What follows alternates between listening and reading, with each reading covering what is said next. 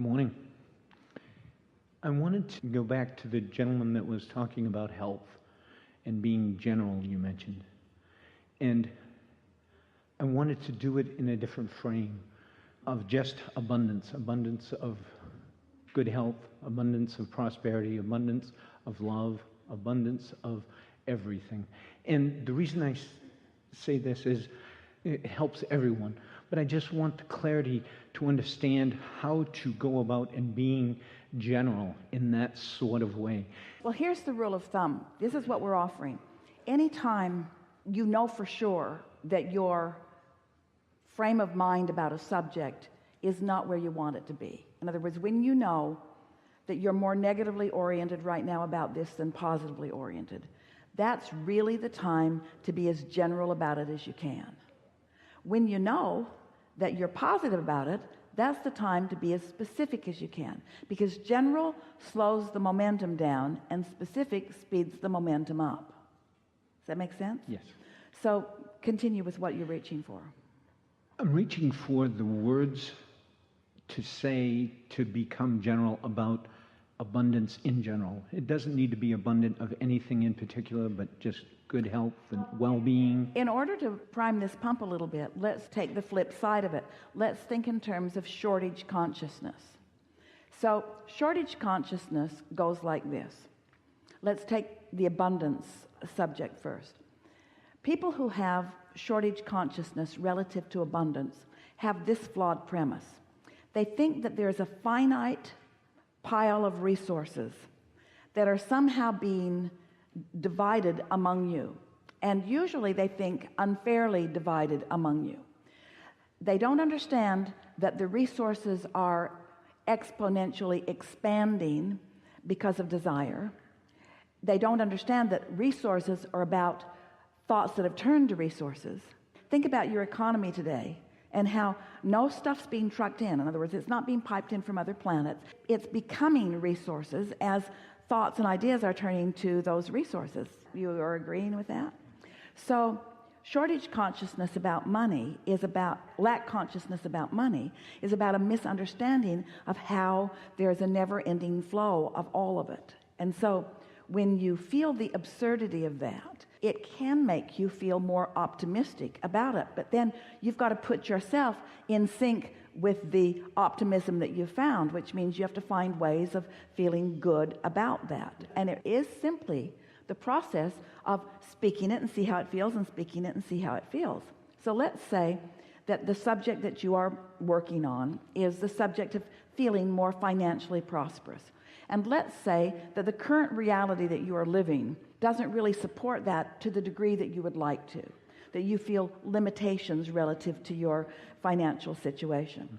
And so if you are looking precisely at how much money you have, what your asset to liability relationship is, if you're looking at your income increase, in other words, if you are looking at reality and coming up with answers that you don't want to come up with, then those specific thoughts are holding you in a place you don't want to be, and even taking you further into a place that you don't want to be. So you know that's not the right approach. Yes. So by getting general about it, we mean statements like this, kind of an uncondition of it. The bank and the money in it is a condition. The way you feel is an uncondition. Negative or positive is an uncondition. Focusing on something that is finite is more of a condition. Humans have been talking about unconditional love for a long time, not realizing what it means. And we're talking about unconditional love, unconditional alignment, unconditional clarity, unconditional prosperity. We're talking about taking the reality that has you all balled up and in a disallowing mode out of the equation, which once you stop blocking the flow will come. Once you stop holding the cork under the water, the cork will float again. And so general statements such as, I like the subject of economics. I like the subject of economics. I like the idea of in and out. I like dollars flowing to me and through me to someone else. I like the flow of dollars. I like knowing that there is no waste, that I can't waste money because when I spend it, someone feeds their kids. I like knowing that I don't waste money because when I spend it, it's economics that someone else benefits from. I like dollars flowing through me. I like them flowing in and I like them flowing out. Just like breathing, I can feel the well-being of that. Now, were we general enough with those statements that it didn't bump up against anything that bothered you? Yes. I like the idea of prosperity. I like the feeling of prosperity. I like excellence. I like what money can do. I like when economics are focused in a particular area. I like the renewal of a city. I like the renewal of a neighborhood. I like the refurbishing of my own basement. I like the renewal of my own transportation. I like renewal. I like resourcing. I like flowing. I like abundance. I like understanding the never-endedness of abundance. So these are really general statements that you're not tripping over in any way because we didn't say anything that is problematic to you. You do like abundance. I like knowing that there is no waste. Now, this is an important one for you to rest on just for a moment. I like knowing that when I spend money, I'm contributing in a positive way. I like money flowing through me. I like the balance of money flowing through me. In and out, not out, in, out, in and out, in and out, in and out, in and out. Not even in, out. That doesn't feel good either, does it? Not in, can I, please, can I, please. No, in and out. Because the more you understand the in and outness of it, the more you understand that in the same way that the idea will flow to you, there's no shortage of ideas. There's just receptive mode and not receptive mode. So if you're not in the receptive mode, then you're saying, no ideas here. We say, yes, they're all around. They're being transmitted to you. You're just not receiving them because you're not in the receptive mode. You say, well, give me an idea and I'll be in the receptive mode. Get in the receptive mode and then the idea will flow. Just like, well, give me the money and then I'll feel prosperous. Feel prosperous and then the money will flow. You've got to find the mindset. You've got to find the vibrational stance. You've got to find the emotional stance in order to allow it to flow. And you can tell when you do. So whether it's clarity shortage or money shortage, doesn't matter what the shortage is. In every case, the shortage is caused by you, and don't be hard on yourself, by the beliefs you've picked up along your physical trail. Well, it's logical that if you're in an environment where people are worried about money, where they're telling you that you're wasteful, where they're conveying to you that if you utilize that resource or whatever it is, that you are squandering it or wasting it, because humans are accustomed to looking at things in a finite way. And yet, it's so interesting to watch your weather patterns and the way you create your floods and droughts.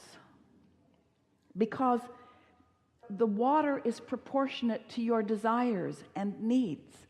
But it flows sporadically because of your blocking it off and not allowing it to. And the abundance of dollars and the abundance of clarity, the abundance of ideas are the same.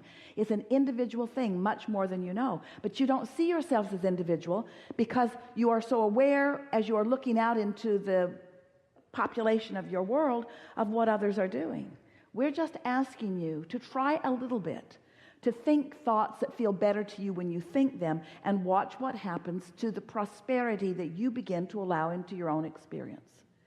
There will always be those who have practiced shortage consciousness long enough that they are sure that you are their problem.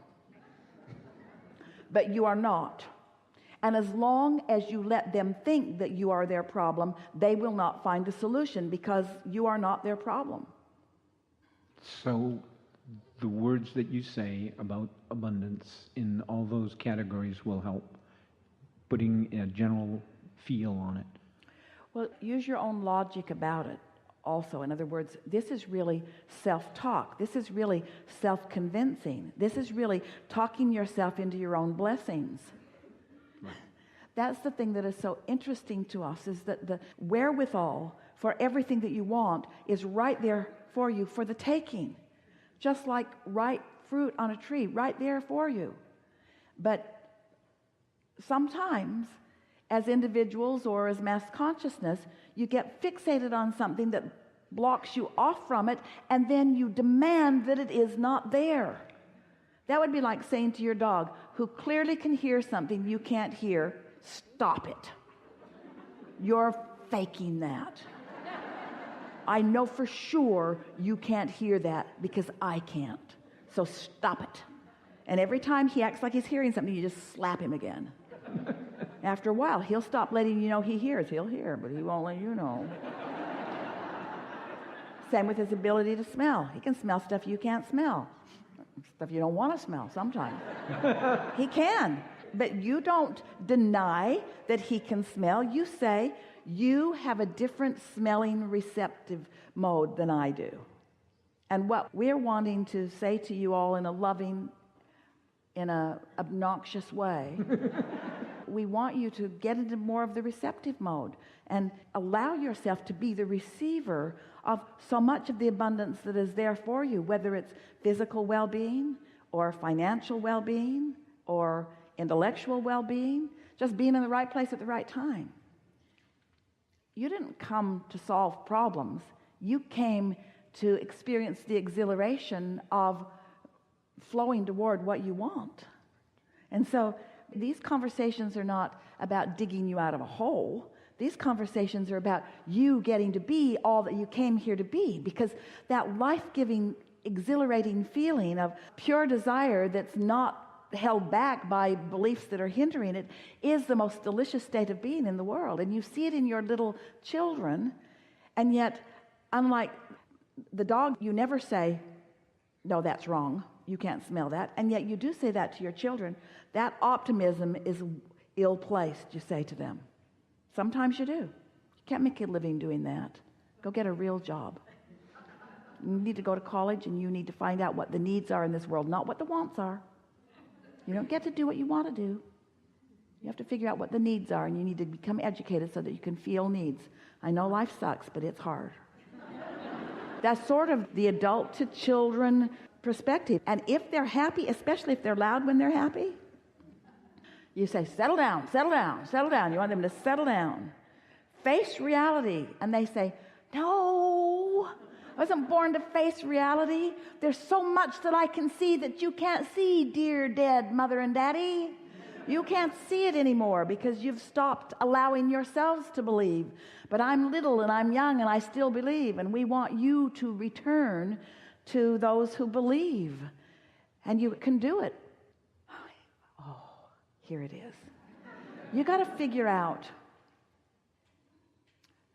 how to get there around your path of resistance. That's why we call it the path of least resistance. It really would be better if we called it the path of most allowance, but most humans can hear the path of least resistance more. So consider this. Your inner being knows right where you are, right here, right now, on all subjects, and where you want to be, right here, right now, on all subjects, and knows how to get you from there to there, from where you are to where you want to be, knows where all the resistance pieces in your trail are, and is calling you over and around and under and through all of them, knows how to get you there. And so your inner being isn't condemning you for putting resistance on your trail. Your inner being just accepts that that's a sort of natural thing, but is still guiding you around it. The other day, Esther was looking for something. Happens from time to time because she's spread out in a lot of different places. And so she could not find it. It was a piece of paper.